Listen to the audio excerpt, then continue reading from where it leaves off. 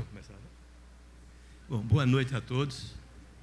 Eu quero inicialmente agradecer o convite para aqui estar nesse vitorioso evento. Agradecer à curadoria que me convidou, claro, e agradecer também pela nobre e ilustre companhia aqui dos nossos amigos Geneton Moraes Neto e Samarone Lima. Como sou o mais velho aqui do bando, eu digo da banda, né? Eu, naturalmente, vou me deter em alguma coisa que me remeta a uma base de memória, quer dizer, que já não é a grande coisa, a minha, pelo menos, e me identificar com os primeiros vestígios que me chegaram da figura, da obra e da grande mística, da fabulosa mística mesmo, que é Ariano Suassuna, uma das maiores personalidades deste país, todos sabem. Eu não tenho aqui a veleidade de levantar nenhuma tese, nem teorias acerca da obra de Ariano, mesmo porque eu não tenho repertório para isso. A minha área é a do cinema e eu vou muitas vezes por outros caminhos. Eu sou um homem mais da prática, né? Estou há mais de quase 60 anos nesse batente. E depois o seguinte, eu lendo alguns livros, especialmente os textos do Braulio Tavares, que estava aqui há pouco, eu conheço o meu lugar. Eu não vou arriscar ficar fazendo firulas teóricas aqui. E depois o seguinte, falar primeiro é melhor, porque se eu cometer muitos erros de memória e tudo mais, dá tempo dos meus camaradas aqui me corrigirem, né? Rapidamente, depois que eu falar, etc. Num tempo mais recuado, a primeira notícia, digamos assim, notícia não é bem o termo, mas a primeira vaga, talvez, noção que eu tive da história de Ariano Suassuna foi uma anedota corrente, que dizem ser verdadeira, lá na Paraíba.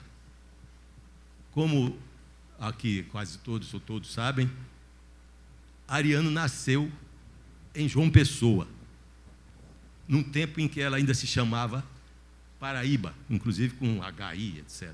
Paraíba, quando ela já tinha se chamado Filipéia, Frederica e outros nomes mais, né? Mas o Ariano nasceu em João Pessoa, no Palácio do Governo, porque o pai, João Suassuna, como todos sabem, era o presidente do Estado. Naquele tempo se chamava presidente.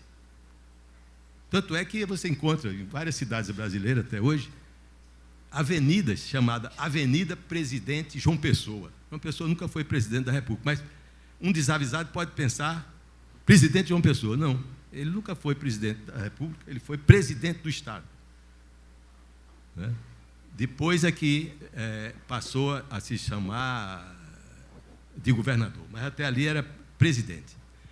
Mas, para encurtar a história, o Ariano, já vivendo no Recife, claro, para onde veio ainda criança, já homem feito, ele foi convidado a uma celebração, uma espécie de festa no Palácio do Governo na Paraíba.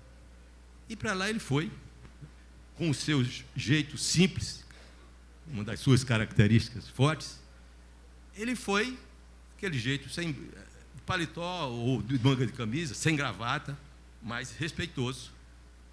Mas a comissão de frente, que estava aí no palácio, achou de barrá-lo, não identificou o Ariano e barrou ele ali à porta. Aí ele disse, muito engraçado, eu já entrei, ele nasceu no Palácio do Governo, eu já entrei aí nesse troço, nu em pelo como vinha o mundo. Agora estou vestido e não posso entrar. Aí foi embora. Acabou.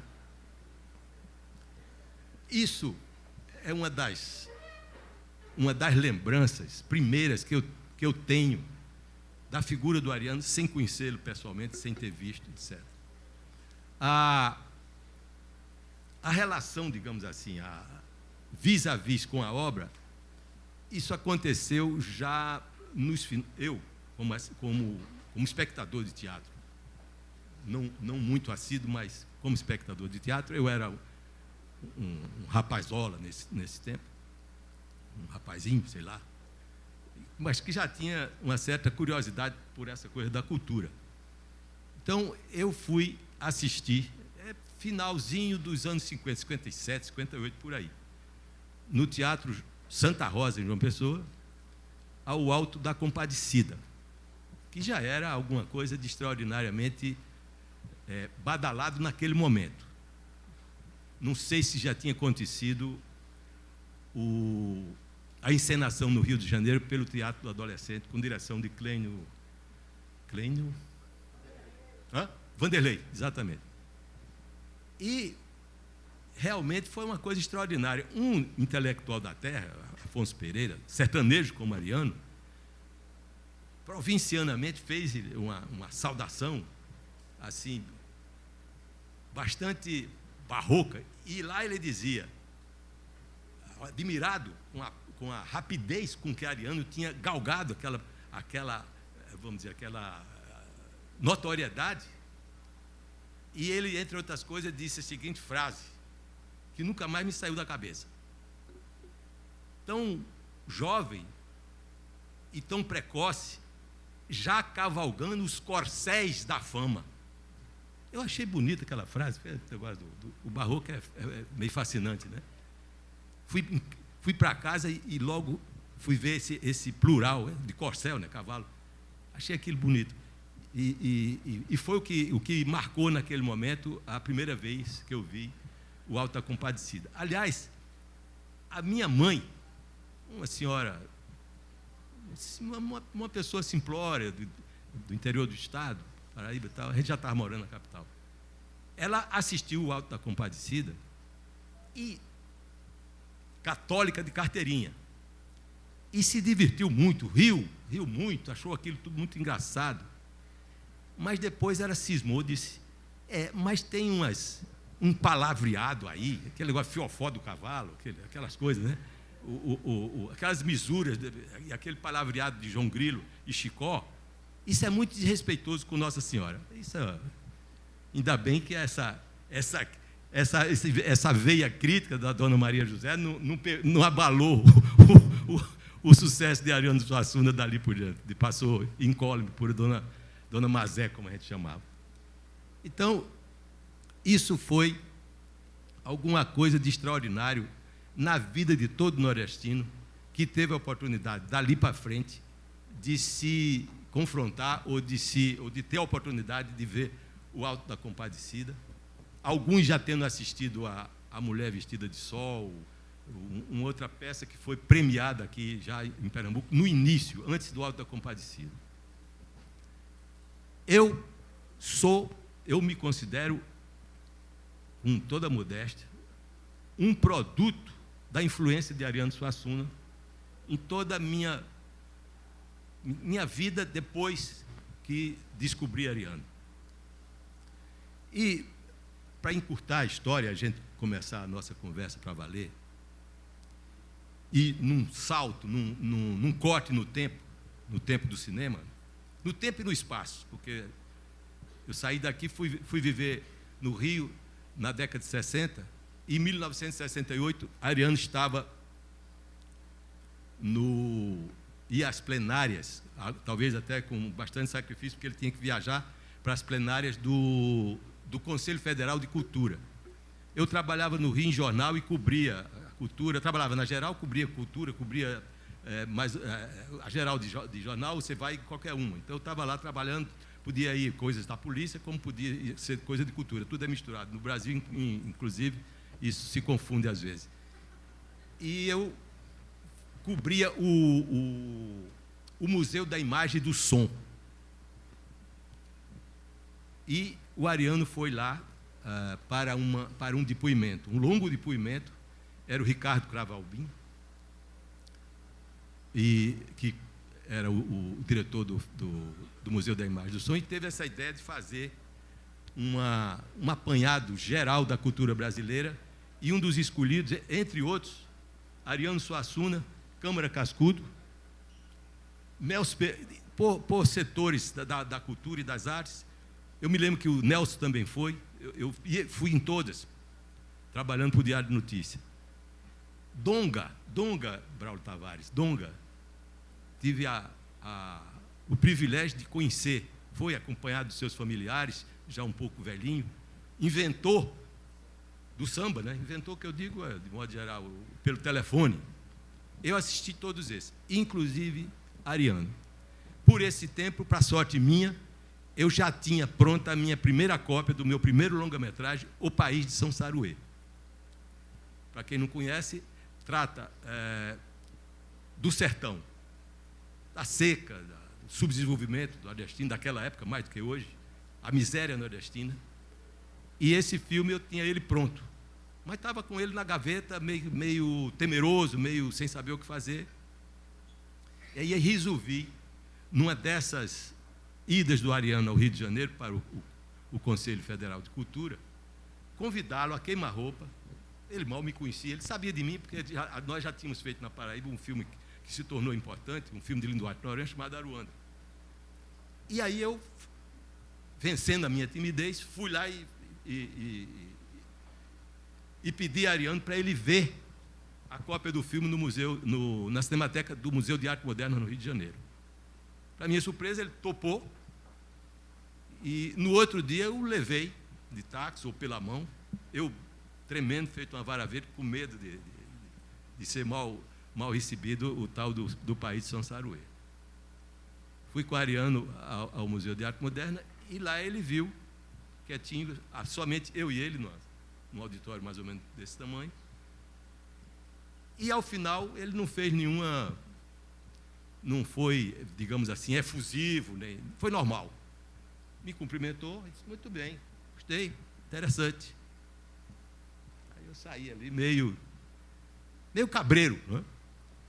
Esperei, mas ele me fez uma surpresa. Dali uma semana ele me telefonou, ele tinha ficado com o meu telefone, me telefonou, disse, você já leu? Eu falei, não. Aí foi uma coisa extraordinária. Eu saí como um maluco em busca de um número atrasado do Jornal do Comércio, não o do Recife. O Jornal do Comércio que se editava, que se publicava no Rio de Janeiro, pertencia aos Diários Associados. E aí foi uma coisa que eu quase estourei de emoção e de alegria de ver o que ele tinha escrito. Um texto assim consagrador. Fiquei levitando de vaidade, né, de uma boa vaidade, né, porque você se sente contemplado no esforço que você fez. E aí foi ótimo. Isso me deu, claro, um rápido, ou pelo menos uma transição em prestígio, né? Mas não impediu que, dali a 1 ano e meio, havia a chamada famigerada censura. Aqui eu estou vendo que tem um contingente enorme de jovens que talvez não alcançaram essa praga que graçou contra a cultura brasileira.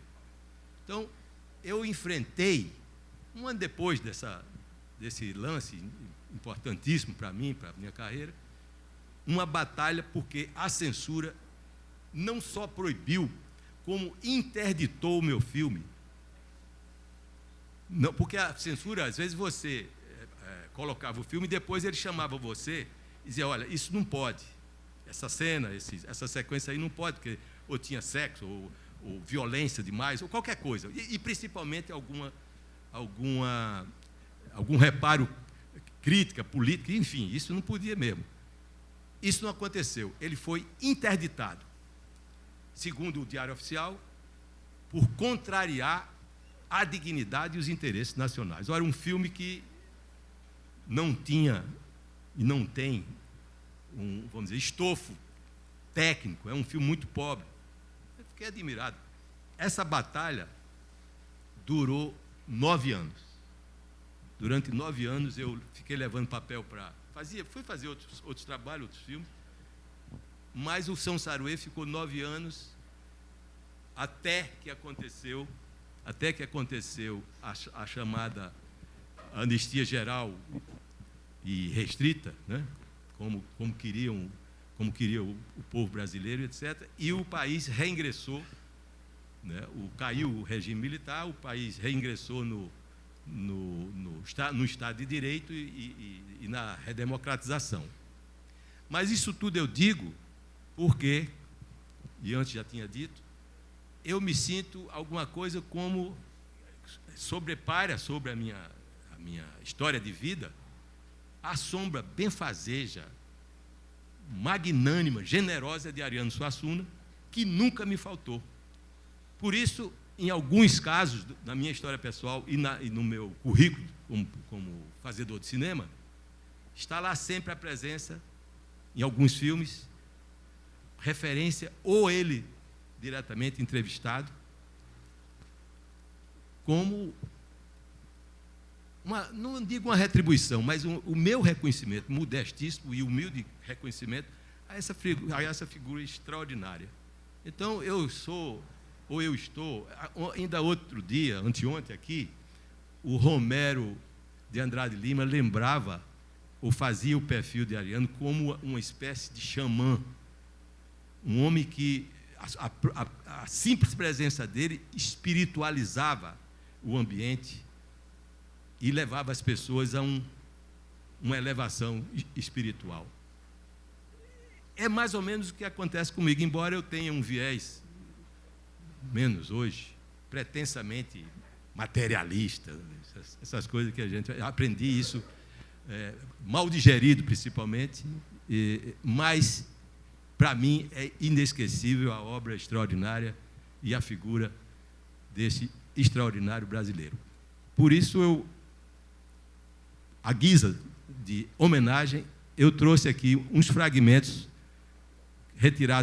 rapidamente retirados de alguns filmes meus, para mostrar para vocês, simplesmente para me incorporar a esse momento de homenagem a Ariano Suassuna. E eu vi que a Zélia chegou agora no recinto, e eu queria dedicar esse fragmento, né, e a minha própria fala a Zélia Suassuna.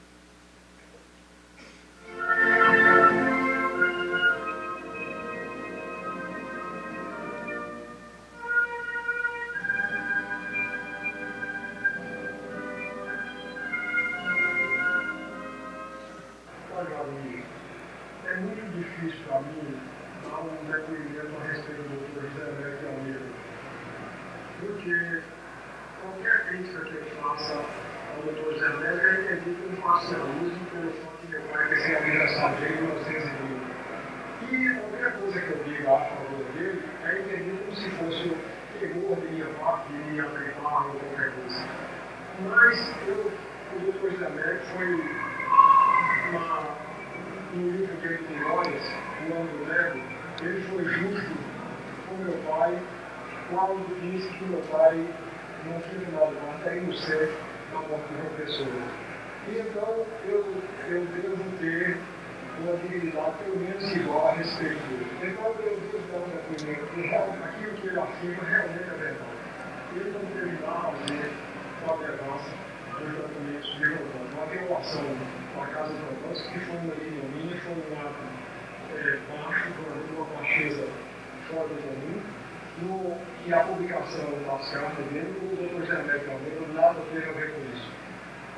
Agora, diferentemente do que estou dizendo, eu só afirmo que o Dr. João Pessoa não teve culpa na publicação da correspondência íntima de jornais. Isso aí não é verdade. E o doutor João Pessoa teve culpa direta na publicação da ação de Jordanes, porque ele era o governador do Estado, era um governador autoritário, como todo mundo sabe, nada se fazia na Paraíba sem o consentimento dele, e ele permitiu a publicação da correspondência de Jordanes por 3 ou 4 dias. Ora, se ele iria proibir a publicação da correspondência, ele tinha proibir no primeiro dia. E no dia que ele foi assassinado, ele inclusive pegou o jornal A União, que estava com a publicação, e trouxe. Isso estava no inquérito sobre a morte dele, você pode ver. Ele pegou, passou de manhã cedo na União, pegou os exemplares que estavam saindo do dia e trouxe para o Recife.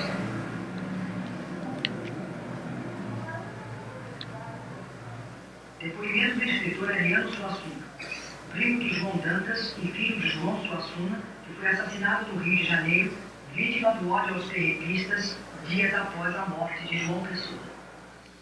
Olha só, querida Adriana, que é isso? Imagina, estamos todos aqui. A turma está toda aí.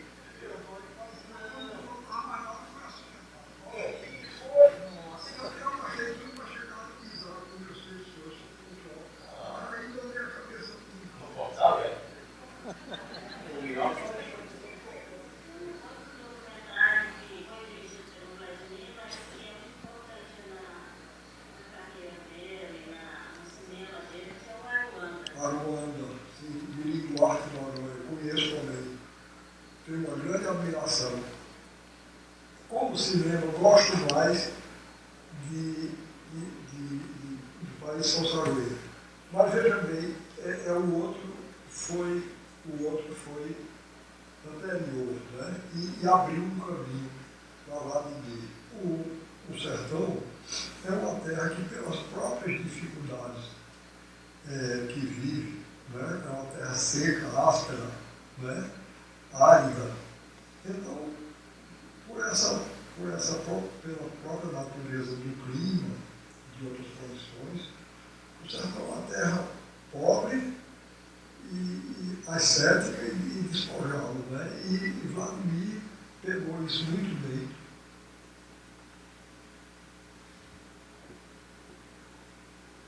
Eu, quando estudante de direito, Sim. É uma desgraça, tudo conspira contra nós, né? Do nada é a vida, a minha célula, assim, não tem nada lá. Só falta aparecer um cachorro. Eu uma vez, eu fui sentado, eu não gosto de dirigir teatro, não, mas houve um tempo que eu fui forçado a dirigir. Eu dirigi um grupo de estudantes e operários. Aí eu ensinei uma tragédia grega, Antígona. Aí, na hora mais trágica, na hora que tem um diálogo entre Tiresias, né, e Cleonte, o tirano e o profeta. Aí os dois temos os dois, assim, aí rapaz, no dia da estreia, no momento desse diálogo, entrou um cachorro que se postou no centro do palco. Eu não gosto de cachorro, não é interessante, tá? Porque é o direto do giro do negócio, não joga. Aí eu vou dizer, e o cajado é lá, rapaz, tá bom, depois ia perguntar, rapaz, que inteligente é você?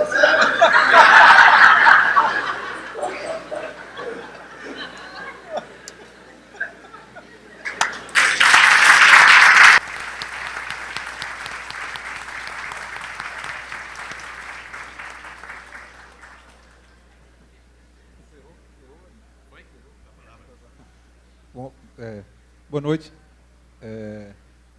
Eu vou falar sobre uma experiência humana que eu tive, uma das mais importantes que eu tive, que foi o período de 5 anos, né, de julho de 2009 até a morte de Ariano, em 2000, e agora em 2014, foram os 5 anos que eu trabalhei como assessor de imprensa dele, que foi realmente assim uma série de circunstâncias da vida que me levaram a ser convidado para o carro que apareceu.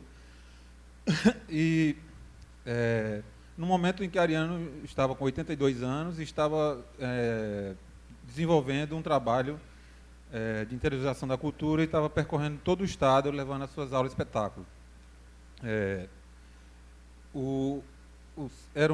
Assim, eu fiquei muito espantado logo nas primeiras vezes que acompanhei Ariano, ele acompanhado de 5 músicos, 5 bailarinos e 2 cantores. Era uma aula completa com cenário, com figurinos. Então, essas aulas, esse grupo chegava nas cidades do interior, assim, cidades grandes, cidades médias, cidades pequenas. O pedido era atendido de acordo com a chegada dos ofícios da prefeitura. Então, prefeitura de casinhas no interior, prefeituras pequenas recebiam esse espetáculo gratuito, que era sempre realizado em ginásios, às vezes em praças públicas. E era muito impressionante assim, a força humana que ele chegava com esse grupo e ao mesmo tempo assim, a felicidade que dava para perceber nele, que era levar esses espetáculos, né? E dava para perceber, e quando o Ariano chegava na cidade, havia como se fosse uma energia que circulava, essa que o Walter está falando, havia uma expectativa na cidade pela chegada, pela presença de Ariano e tal, e o saldo desse trabalho, que eu achava impressionante, como é que um homem começou com 82 anos e foi até os 87, como é que ele tinha tanta força humana para conseguir fazer viagens longas. Ao final de todo o trabalho que ele fez, Ariano deu 176 aulas de espetáculo em todo o estado, que é assim, às vezes a gente não tem noção do que representou isso, do que provocou nas cidades. Muitas vezes, quando chegava na cidade, tinha escola que tinha se preparado, estudando a obra dele, tinha alunos que estavam fazendo coisas de teatro. E dessas, eu mais ou menos acompanhei talvez 110 a 115 aulas. E era um motivo de muita felicidade quando tinha aula, porque além de encontrar a Ariana, encontrava a Dona Zélia, encontrava os artistas, assim, eu tinha como se fosse esse direito que a vida me proporcionou de acompanhar a Ariana. Eu ficava sempre na entrada do ginásio, né, esperando, acompanhava e assistia sempre na primeira fila, vendo o que ele levava para essa cidade. Assim, era muito emocionante, assim. E o final das aulas era impressionante, porque tinha um pequeno grupo da assessoria de Ariano, né, que era o motorista, eu, o chefe de gabinete e tal. E a gente virava meio a escolta de Ariano para conseguir tirá-lo do palco e fazer com que Ariano conseguisse chegar ao carro, porque era uma média de 25, às vezes 40 minutos, de pessoas querendo fotos, querendo autógrafo, impressionava, porque eram pessoas velhas, pessoas de 40, 50 anos também, pessoas jovens e os adolescentes também. Era impressionante como eles tinham uma coisa com a Ariana assim, muito forte, e o fato de tirar uma foto, e a gentileza de Ariano nesses momentos era uma coisa assim, uma delicadeza, uma atenção. Às vezes, se a gente não forçasse um pouquinho a barra, assim, acho que ele ficava uma hora a mais, assim, né? E a gente sabia que tinha o cansaço físico. E eram aulas que ele começava a falar e chamava os artistas, né? A última aula que ele circulou se chamava Tributo a Capiba, era uma homenagem a Capiba. E as últimas aulas dele tinha aula que durava 2h10, 2h20, né? Só para ter a dimensão da felicidade dele que realmente passava para o público, né? Algumas dessas aulas eu fazia pequenas filmagens, que eu estou até com vergonha que tem Vladimir aqui, porque e a última aula foi dia 18 de julho, né? Foi alguns dias antes da morte de Ariano. Eu estava com uma mini câmera e eu filmei essa aula, né? E guardei. Depois da morte dele, as TVs entraram em contato comigo pedindo se eu tinha material, mas eu achei que não era o momento, assim, queria guardar realmente, assim, era uma coisa mais... Aí eu separei um trechinho da abertura, né, dessa aula e o encerramento também, né, para ver o que provocava no público, né. Eu queria colocar, né, eu peço desculpa a Vladimir, porque ele vai ver que eu realmente, como da área de cinema, eu faço verdadeiras barbaridades. E aí tem outro aspecto que foi muito importante, que era, na verdade, a outra alegria que eu tinha, eram 3 alegrias. Era quando tinha aula de espetáculo, que tinha que viajar e acompanhar Ariano e tudo, com o grupo de artistas. Quando eu despachava com ele, assim, que tinha os códigos do funcionamento dele, né, que eu ligava para a casa dele, a Lênia atendia, né, eu disse, Lênia, aqui é Samarone, o professor está aí, ele vinha, ele me chamava sempre de Sama, disse, oi Sama e tal.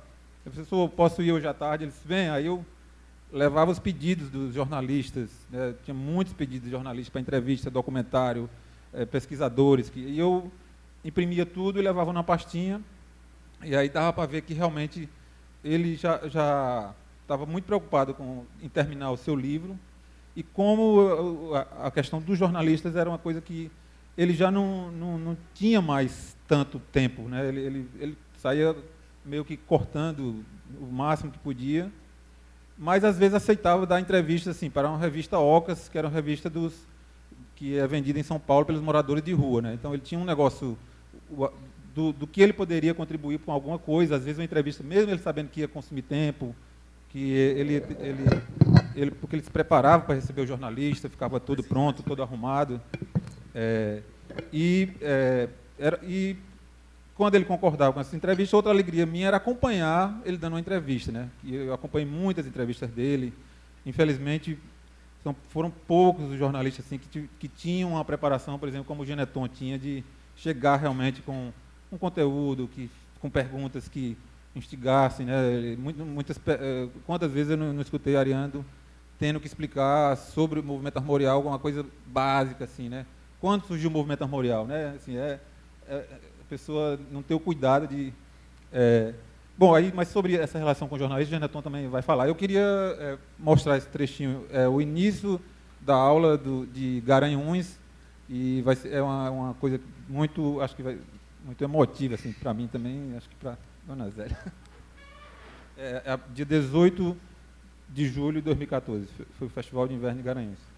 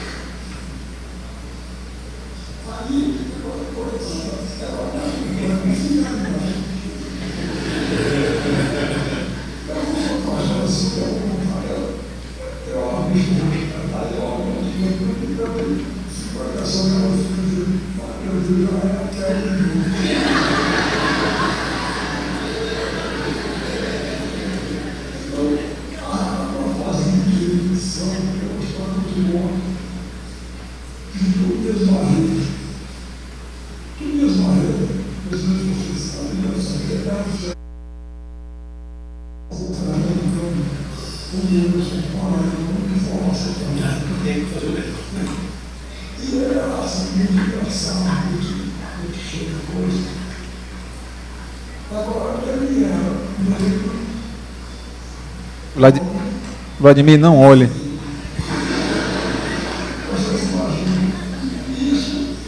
é uma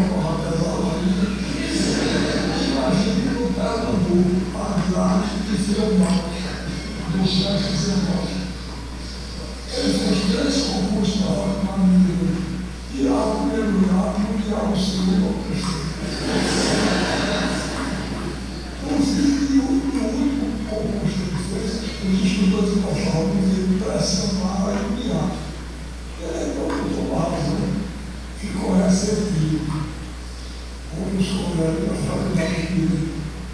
Aí ele dizia que os professores da faculdade dele eram tão otimistas que um dia encontrou uma garota para ilustrar a aula.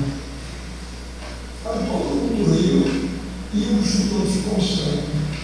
Ele disse, você não achou graça? Eu disse, trouxe pela que eu sou, eu já ri quando passei assim.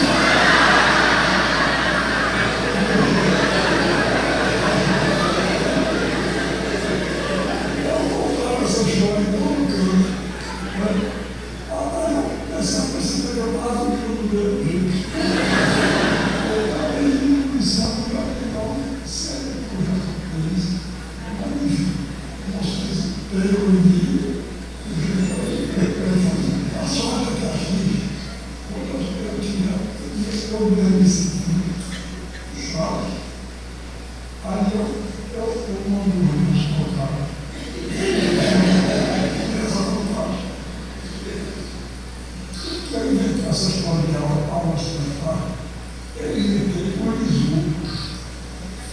Agora eu dou um pouco de dinheiro para a cultura, não é? Mas eu sei que se a pessoa tiver voltar a trabalhar e imaginação treinadora, ela precisa muito aberta, ela dá para trabalhar. E eu assumi o minha conta. Eu assumi esse posto. Esse posto eu assumi com 19 anos, esse posto eu estou aqui desenvolvendo de treinadores. Eu assumi com 19 anos e eu não fui mesmo. Eu assumi quando eu dei a primeira aula. E levei 2 cantadores e um canto popular para o Fausto tirar essas aulas. Olha, foi um senhor do Recife. Esse foi muito bom. Mas o diretor, vocês têm que acompanhar o difícil, a minha luta, hoje eu aprendi bom. O diretor do teatro disse, mas você quer fazer para o palco onde eu me esbarrei e Caju Alves recitaram seus poemas. Você quer fazer 2 cantadores de violão? Eu disse, doutor, eu gostaria de ouvir a opinião, quero me introduzir uma vez em Caju Alves.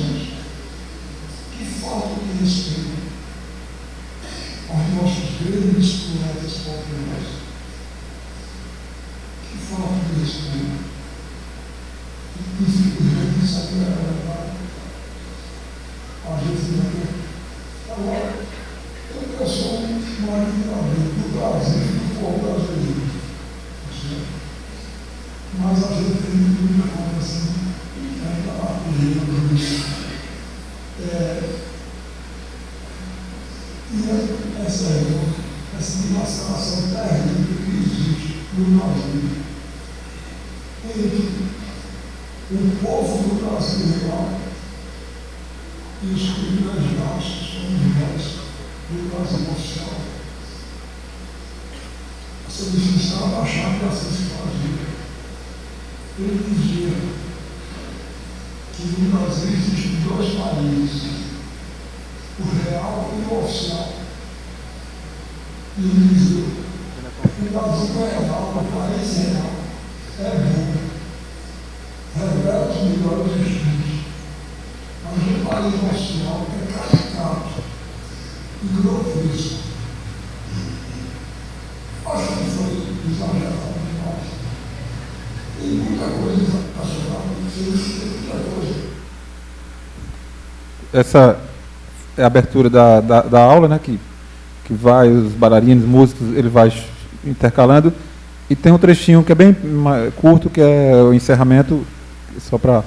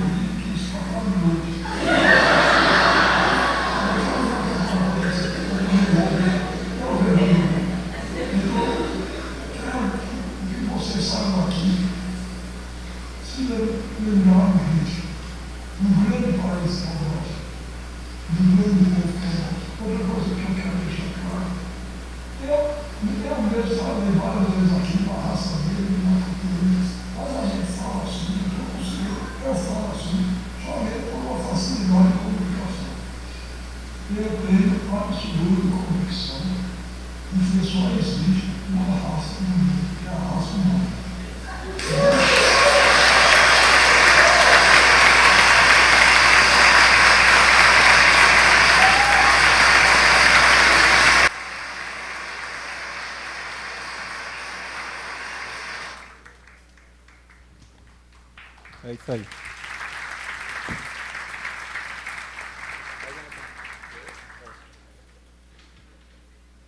Bom, boa noite vocês. Obrigado a Freeport, é a quarta vez que eu venho aqui.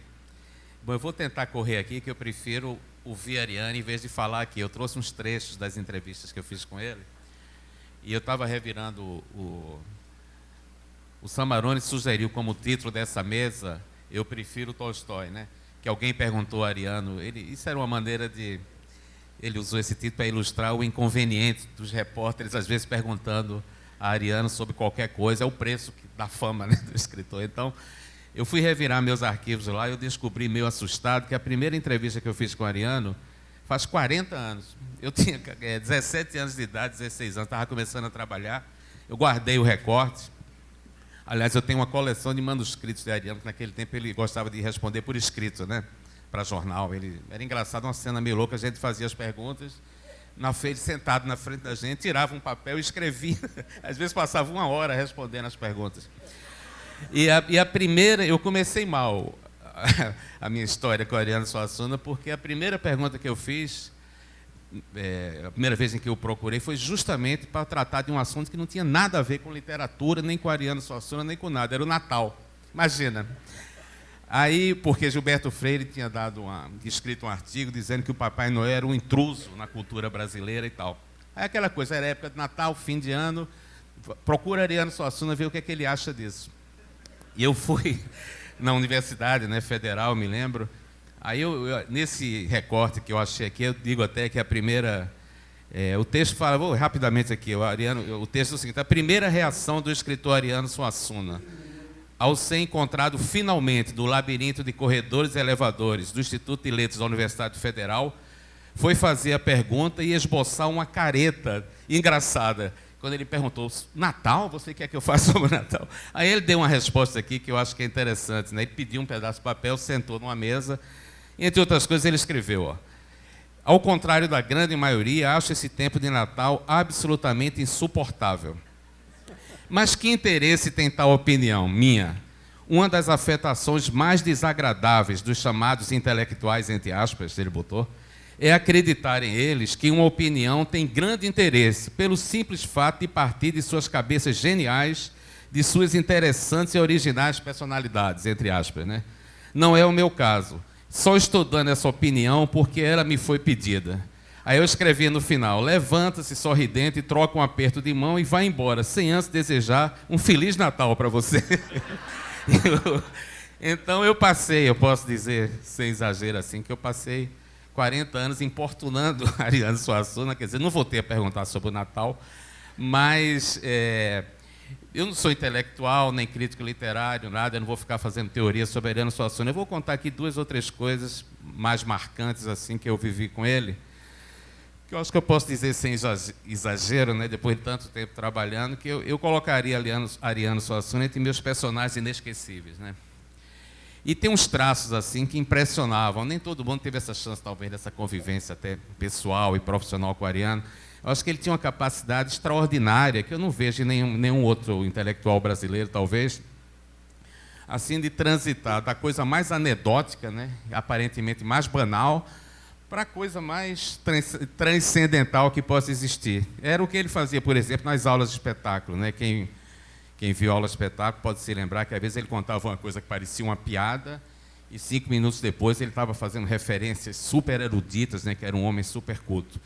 Eu acho até que há um risco aí, que é o seguinte, não quero ficar aqui fazendo teoria sobre Ariano Suassuna, mas realmente eu acho que há um risco, é o seguinte: quem conheceu o Ariano Suassuna apenas das aulas de espetáculo, na televisão e tal, só esse lado histriônico, corre o risco, talvez, de desconhecer o grande escritor que ele era, né? Mas, de qualquer maneira, a gente não pode desconhecer, seria falso aqui a gente desconhecer esse lado histriônico do Ariano Suassuna. Então, a gente vai usar um trechozinho aí, de uma entrevista, que eu acho que é fundamental esse lado do Ariano, a gente entender quem ele era, esse intelectual, esse grande escritor que transitava entre esses 2 mundos. Eu me lembro, aliás, numa dessas últimas conversas com ele, uma história que ele contava nas aulas de espetáculo, que ele dizia, com alguma modéstia nele, dizia, não, eu não crio nada, eu apenas recrio o que eu ouço do povo e tal. Então, ele até dizia que tinha um personagem em Taperoá, Galdino do Borges, né? Que ele disse que não teve tempo de incluir esse personagem em algum livro ou alguma peça, que ele dizia que era o herege oficial de Taperoá. Ele não tinha coragem de dizer que não acreditava em Deus, então esse Galdino dizia, aí eu compreendo uma coisa que o Ariano dizia, ele dizia, não, eu acredito em Deus, eu só não simpatizo com ele. O Galdino dizia, né? Aí o Ariano contava essa história, que era genial, uma frase desse personagem Galdino, dizendo que estava numa seca, aquela estrada poeirenta, o sol de meio-dia, a vaca era só pele e osso, o bezerro tentando mamar, não tinha leite, aquela desgraça toda. Aí o Galdino olhava para o céu, isso aqui o Ariano atribuindo a frase para o Galdino, e perguntava, não estás vendo essa desgraceira aqui não, coração de ferro? Ele se dirigindo a Deus, né? Se fosse um pecado meu, você já estava anotando tudo aí, né? E ele dizia outra frase genial do Galdino, esse Galdino também, que é um grande personagem, caberia, né, num Alta Compadecida talvez, isso também o Ariano dizendo, atribuindo ao Galdino, se Deus me garantir o Galdino dizendo por que não acreditava em Deus, né?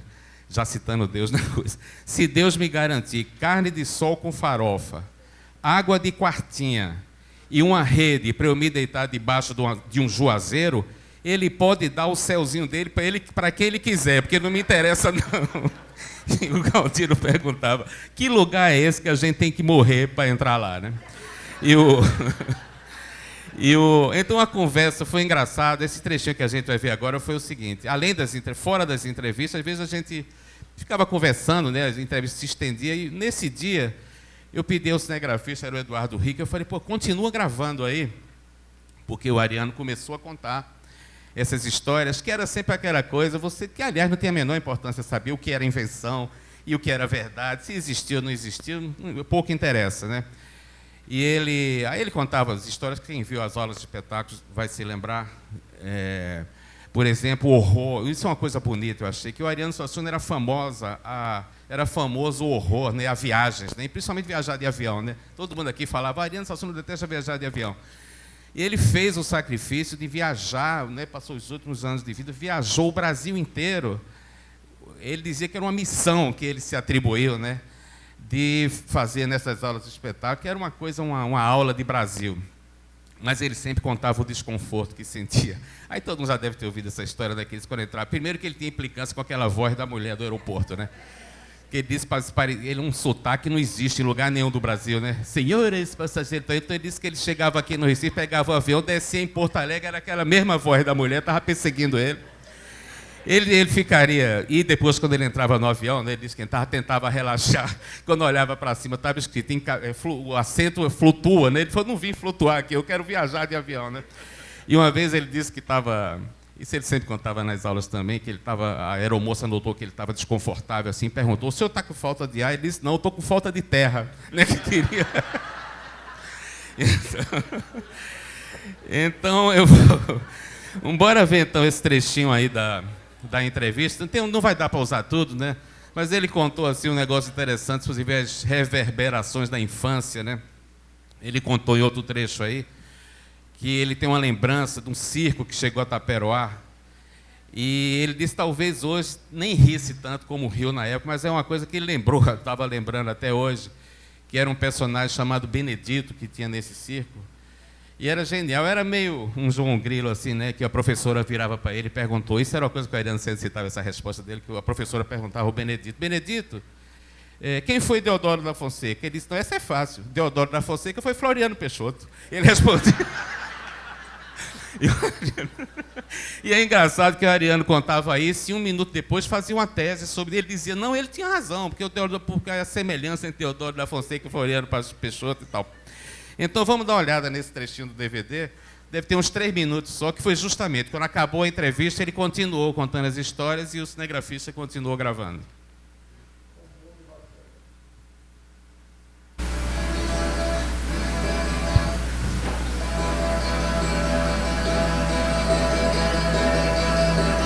Tem uma história muito boa de Pistoleiro, que o camarada tinha recebido a primeira para matar o chileno lá, tinha todo dia às 3 horas da tarde, ele passava no lugar lá, aí ele foi, pegou, recebeu o dinheiro lá, foi. Aí deu 3 horas, nada. 3h30, nada. 4 horas ele disse, coitado, será que ele sofreu alguma coisa, algum acidente?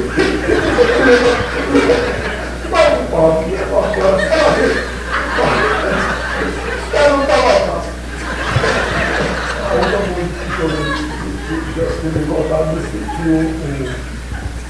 o camarada estava lá e atribui até ao camarada da família de tal do rei lá da Paraíba. Aí disse que ele aforrava lá um camarada e chamou capão e disse, olha, toma aqui um conto de réis e bota o açúcar naquele camarada. Aí o camarada que ia levar o açúcar, soube, espalhou-se a história, chegou lá e era culpado. Chegou lá, culpado não estava fazendo essa, só fechou. Mandou dar um açúcar, não fácil. Então, ele é um camarada já, né? Ele tem família, vai passar por uma vergonha dessa aí. Olha, você, aquele camarada não presta, mas você está aqui, eu não posso.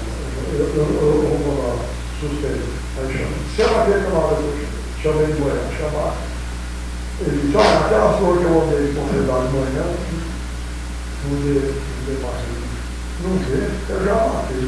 Aí eu matava ele, mas se eu comprei esse surra R$500, o senhor me deu um bom. Aí eu vi que o dinheiro dava, minha consciência dinheiro.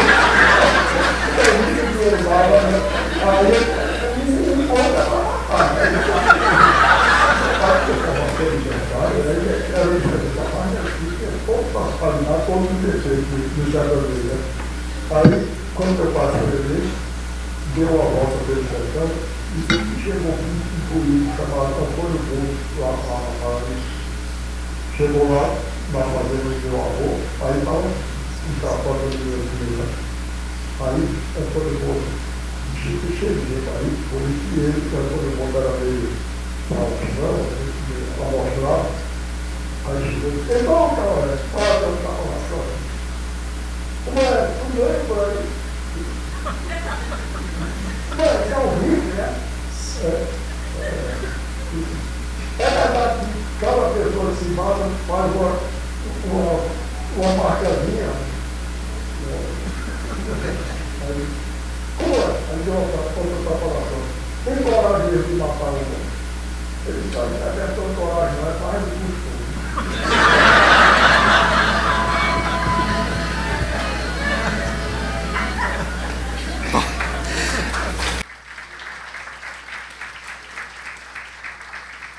Isso aí vocês podem ver pelo tom, foi fora da entrevista, uma conversa ali que a gente terminou usando, né?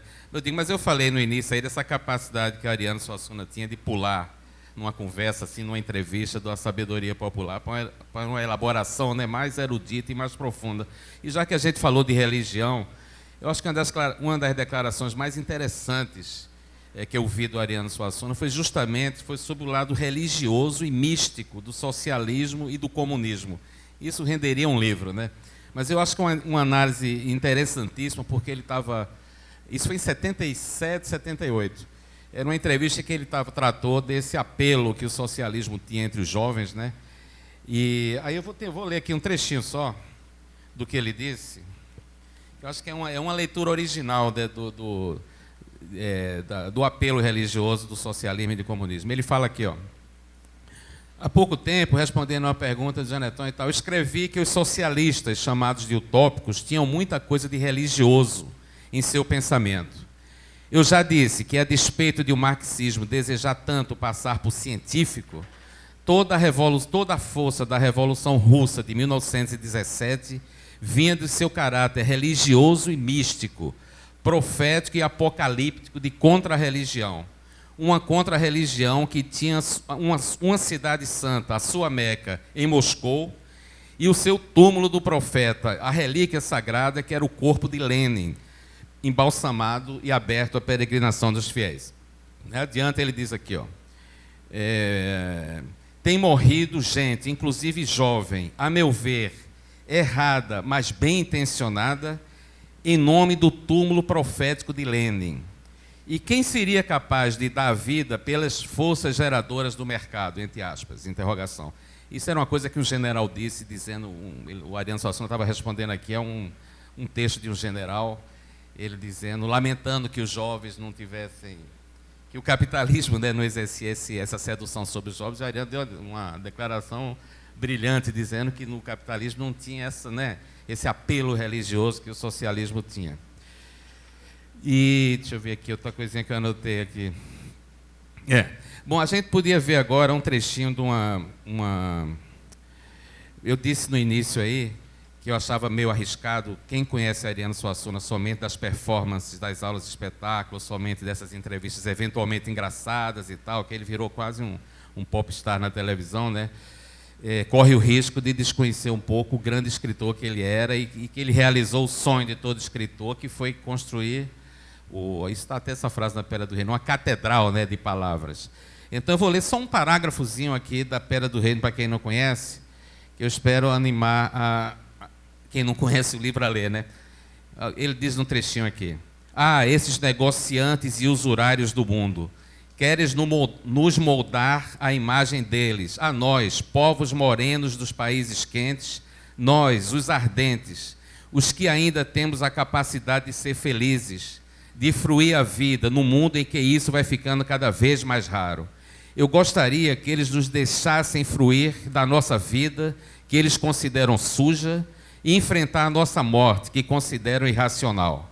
Ficassem para lá com sua riqueza, amontoada por séculos de trabalho estúpido e tenaz, com seu poderio acumulado em máquinas e dinheiro, com seus ideais puritanos de higiene e virtude.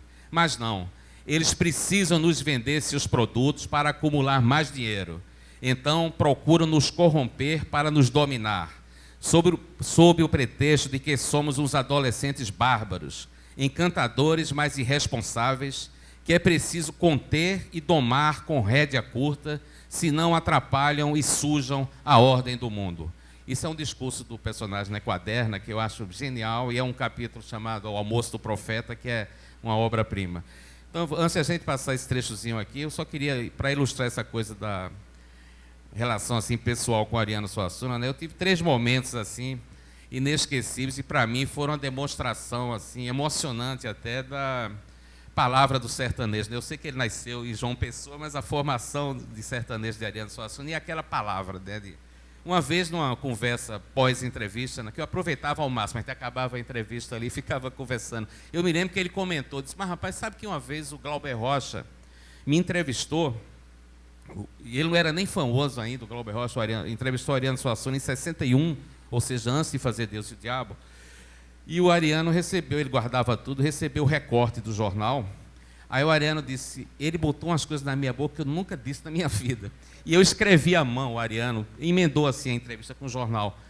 Eu nunca disse isso, isso é um absurdo e tal. Ele fez isso e guardou no arquivo dele. Aí eu disse a ele, pô, isso é um tesouro, eu queria dar uma olhada nesse material. Ele falou, eu vou procurar, eu te dou depois isso. Olha, não estou exagerando aqui, passaram-se uns 3 anos, eu acho. Aí o Ariano foi tomar posse na academia, lá no Rio, né? Na academia, eu moro no Rio, estava morando no Rio já.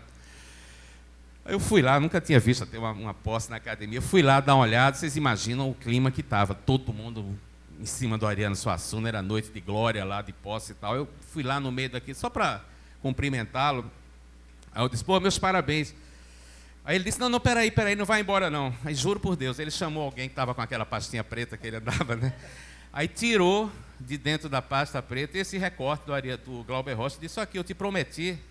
Eu disse, meu Deus do céu.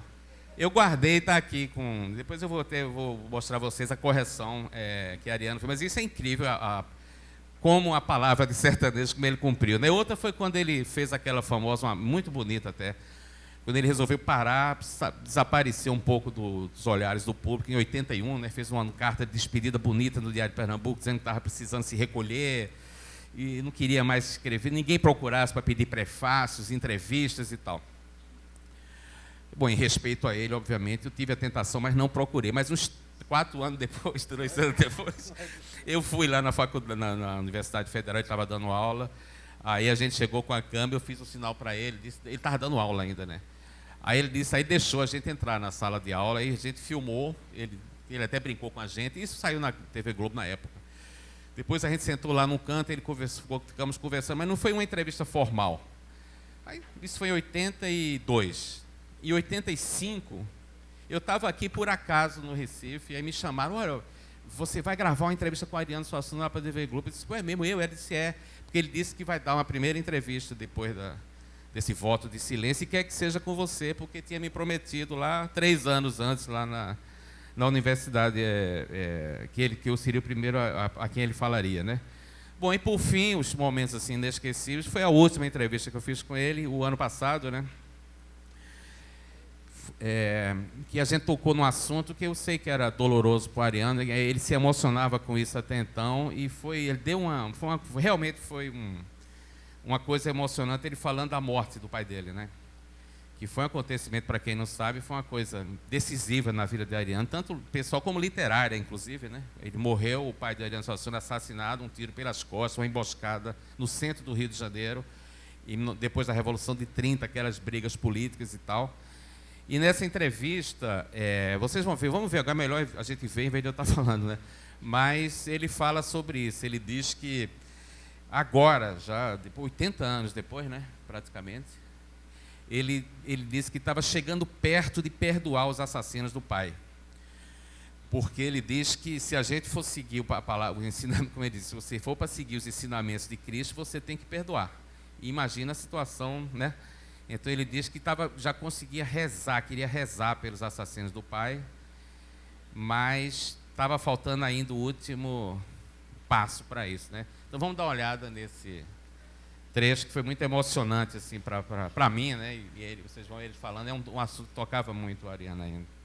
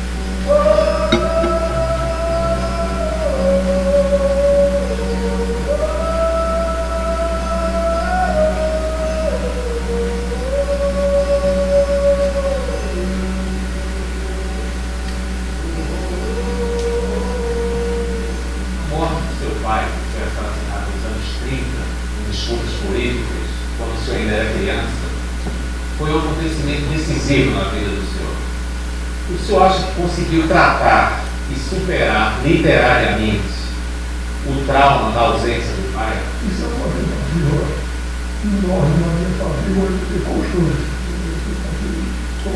Acredito. Eu acho que, finalmente, eu estou conseguindo. Depois dos 80 anos, eu procurei ser, porque eu tenho muito cuidado com ele ser forte. Tá certo? E perdoar é uma coisa muito difícil. Não é? Perdoar é uma coisa muito difícil. Eu me perdoar mesmo, sinceramente. Então, eu levei muito tempo sem conseguir perdoar. Ultimamente, me veio uma ideia que me consolou um pouco, dizendo que eu estou chegando perto. Se eu não perdoei os assassinos do meu pai, eu estou chegando perto. É porque eu me ocorreu o seguinte: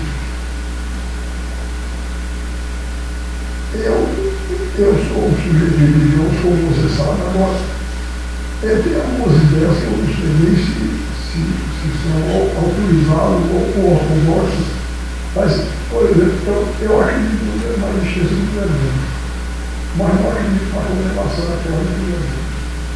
Porque eu acho que se ele fosse condenado, isso seria uma pena absoluta. Então, de absoluto só é Deus.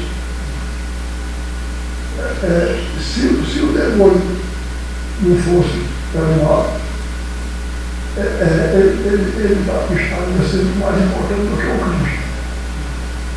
Está certo? Então, eu tenho a impressão que no fim dos tempos, o demônio será perdoado a pedido da mãe, da misericordiosa, da compadecida a Deus. Eu acho que o demônio vai ser perdoado. Então eu acredito no inferno, porque eu vejo que tem coisa que precisa pagar no inferno. Mas eu não acredito que o inferno seja eterno. Então, depois eu cheguei a essa conclusão primeiramente, quando foi depois de muito tempo, aí eu me perguntei o seguinte: se o assassino do meu pai, quer dizer, para mim o inferno é a parte mais pesada do purgatório. Então, aí eu perguntei a mim, se os assassinos do meu pai estiverem no inferno, e se depender de mim, eles saírem hoje, o céu pedido para ele em missão do livro. Entendeu? Eu quero que eles saibam. Então, eu acho que chegando perto do perdão. E acho que atualmente não estou mais perto, porque depois que eu descobri isso, que eu soltava, eu passei a rezar por isso. O senhor disse que depois dos 80 anos chegou perto de perdoar os assassinos do seu pai. O que é que falta, então? Eu acho que falta, eu senti aquilo que eu devia sentir quando aquilo que eu sinto. Falta eu sentir em relação a eles o que eu sinto em relação a minha mulher, meus filhos, meus netos e meus amigos. Isso eu não senti, não. Só que eu queria não ter raiva. E ser capaz de sentir até uma imensa piedade e um amor verdadeiro por isso. Se o Cristo pediu que a gente tivesse, ele disse: amar os seus inimigos, você precisa amar os seus inimigos. Meu Deus sertanejo, minha onça malhada, meu divino jaguar de sangue, fogo e pedras preciosas. Eu não creio em nada. Vim de inflamar meu sangue com aquele dom de fogo chamado a fé, mesmo que vossa fé venha me queimar com a ventania deste meu reino sagrado e sangrado, o espinhara, o sertão incendiário e abrasador. O senhor em algum momento teve um impulso de procurar o assassino do seu pai para perguntar a ele pessoalmente por que ele cometeu esse crime? Não. Minha mãe, com medo que a gente tivesse algum sentimento de vingança, de prendimento, porque o ambiente do sertão levava a isso, né? Muita gente está culpada. Como é? Como crescer mais ligar ao pai? Isso não vive isso várias vezes. Uma mãe, com medo, ela não só retirou a gente do sertão da Paraíba, como ela nos conheceu de que o assassino de cuide. Eu fui sabendo muito. Pai de filho, caravana de pai de filho. Eu ouvi saber que o executor mental estava ali, morando no Rio de Janeiro.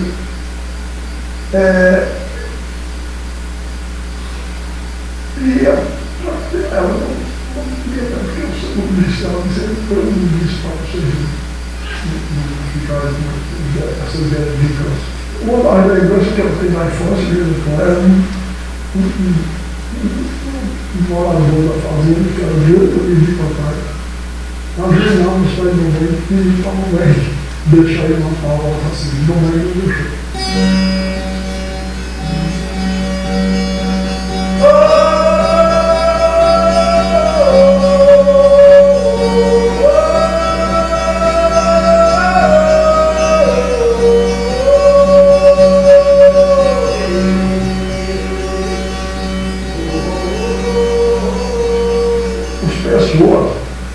Atribuída a meu pai, eles fizeram a meu pai a acusação de ser o mandante de um assassinato. Ele pegou o nome, era o executor, mas eu não tinha sido meu pai. Isso é uma coisa que hoje ainda estou na Paraíba, até os partidários do João Pessoa sabem que é verdade. Tá certo? E eu lhe digo uma coisa fácil, não sei, por aí você pode ver facilmente. Meu pai era um sertanejo. Se ele quisesse mandar matar João Pessoa, ele ia. Só na fazenda do pai dele, ele tinha 30 pessoas que se disponiam a matar. Ele ia mandar um trio legítimo da mulher dele, formado em direito, advogado no Banco do Brasil. E outra coisa, quem conheceu o mínimo da biografia do João Dantas, quem conhece o mínimo, sabe que ele não está sendo dado para ninguém. Tá certo? Então, não ocorreu ele na fazenda ninguém que meu pai tivesse mandado matar. E ele, depois ele sabia que ia ser assassinado. Meu pai escreveu uma carta à minha mãe e à mãe. Ele escreveu essa carta no dia 8 de outubro de 1930. Foi assassinado no outro dia de manhã. E ele dizia que esperava ser assassinado, pedia que ninguém divulgasse, não se fale assassinos por minha causa. E dizia que você, se você já ouviu o tom de uma confissão assim, de uma última confissão, você reconhece o tom. E ele dizia, pode assegurar aos nossos filhos que eu sou inteiramente inocente de casar de viver com outra pessoa.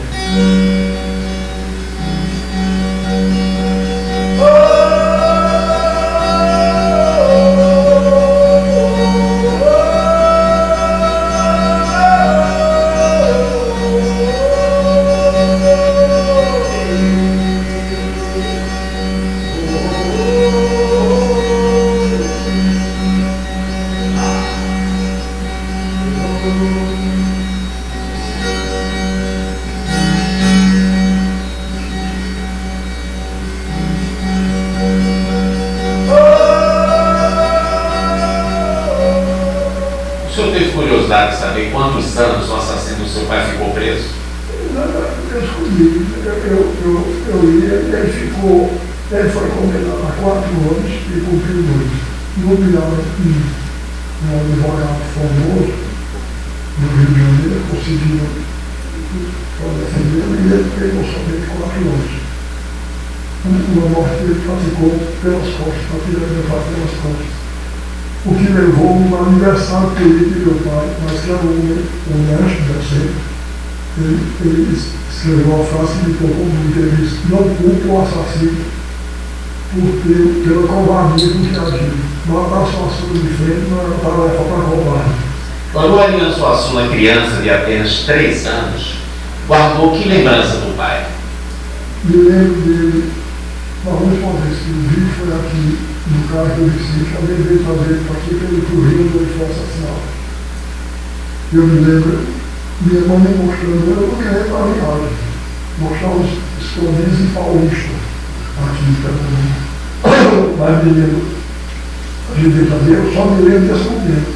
A gente já no cais, ele já no navio, quando ele me apontando, e eu não vi, de repente eu enxerguei, ele estava engordurado pela janela do navio e dando valor. Foi a última vez que eu vi.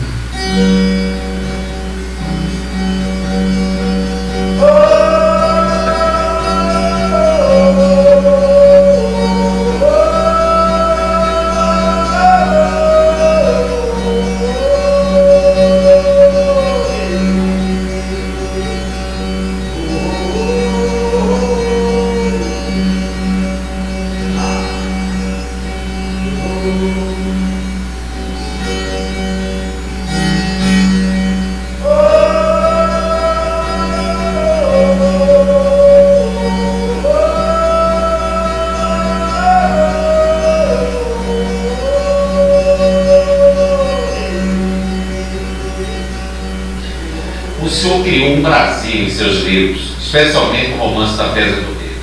Qual é a grande...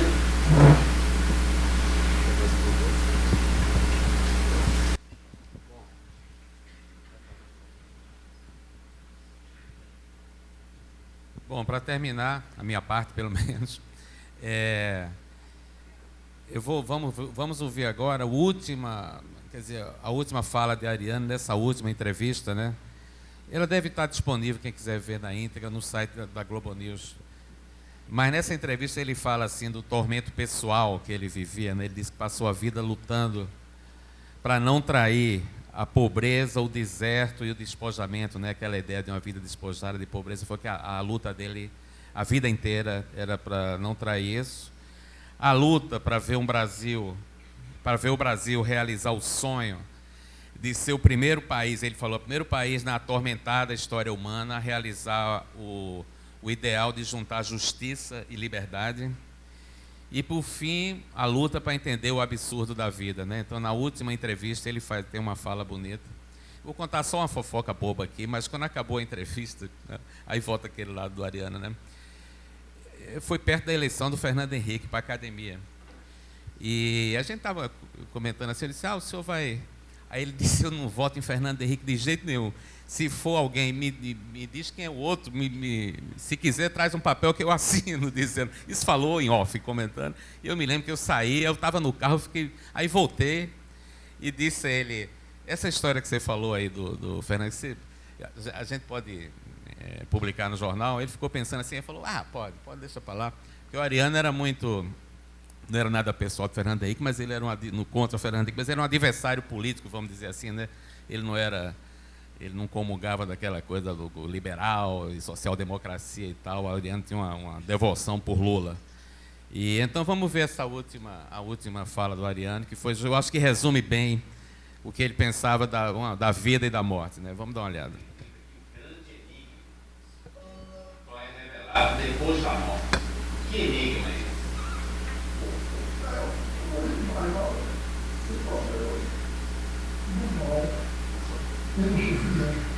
Eu acho que esse é um grande enigma que o ser humano enfrenta. Eu li tem um livro, se não me engano é o livro de Cis, que ele começa dizendo que o único problema filosófico realmente será o suicídio. Não era o livro de Cis, né? A frase é muito bonita. Literalmente, mas filosoficamente eu acho que cometeu um erro, ele se enganou, porque o suicídio é apenas um aspecto do problema maior, que é do mal e do sofrimento. Eu acho que o que eu vou dizer vai lhe parecer um radicalismo populista de minha parte, mas eu acho que melhor do que o Camilo, que ele respondeu, quem formulou esse livro foi o grande poeta popular brasileiro, nordestino e paraibano, que era Leandro Gomes de Barros. Ele escreveu 3 cestilhas, que eu acho que ele formulou o problema central do homem, é o problema que está por trás de todas as religiões, de todas as filosofias. Repare que coisa extraordinária. Disse ele, se eu conversasse com Deus, iria lhe perguntar por que é que sofremos tanto quando viemos para cá. Que vida é essa que a gente tem que morrer para pagar? Perguntaria também como é que ele é feito. Que não dorme, que não come e assim vive satisfeito. Por que foi que ele não fez a gente do mesmo jeito? Porque existem uns felizes e outros que sofrem tanto, nascendo do mesmo jeito, morando no mesmo campo. Quem foi temperar o choro e acabou salvando todos. O mais que um homem verdadeiro procura em seu conflito com o mundo é colocar uma precária ordem em sua vida, um certo estilo em sua melancolia, em seu destino que é por natureza despedaçado, triste, falhado, enigmático e trágico. Para isso, o homem tem duas fontes, duas raízes de defesa: o choro e o riso.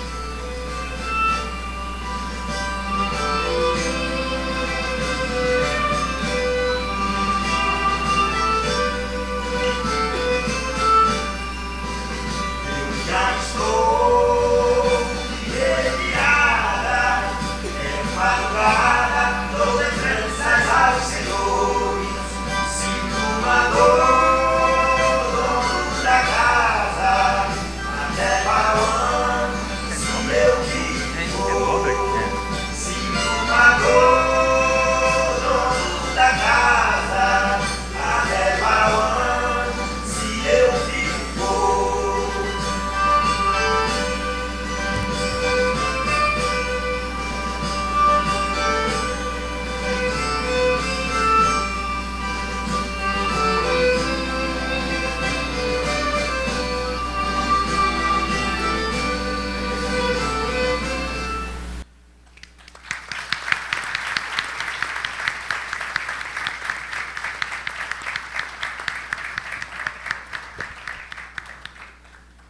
Bom, acho que nada mais a dizer, né?